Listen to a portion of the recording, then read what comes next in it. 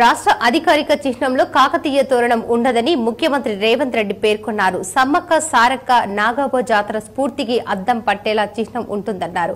పోరాటాలు త్యాగాలకు ప్రతిబింబంగా అధికారిక చిహ్నం ఉంటుందని సీఎం పేర్కొన్నారు. తెలుగుదేశం పార్టీ వ్యవస్థాపకులు దివంగత మాజీ ముఖ్యమంత్రి ఎన్టీఆర్ 101వ జయంతి సందర్భంగా కుటుంబ సభ్యులు నివాళులు అర్పించారు. టాలీవుడ్ మెగాస్టార్ పద్మవిభూషణ్ చిరంజీవి సైతం ఎన్టీఆర్ ను స్మరించుకున్నారు. భారతరత్నతోనే ఎన్టీఆర్ కు సముచిత గౌరవం దక్కుతుందన్నారు. రేంజల్ మండలంలోని బాగేపల్లి, కూనేపల్లి గ్రామాలలో ఏర్పాటు చేసిన పంచాయతీ పాలకవర్గ సమావేశంలో ఇన్ఛార్జ్ ఎంపీడీఓ శ్రీనివాస్ పాల్గొన్నారు.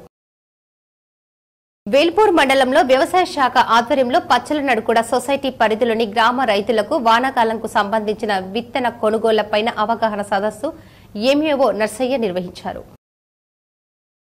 కాలిఫోర్నియా రాష్ట్రంలో ఫ్రెస్నో స్టేట్ యూనివర్సిటీ పార్కును సందర్శించి అక్కడ సాగుతున్న పంటలను మాజీ మంత్రి బాల్కొండ ఎమ్మెల్యే ప్రశాంత్ రెడ్డి పరిశీలించారు.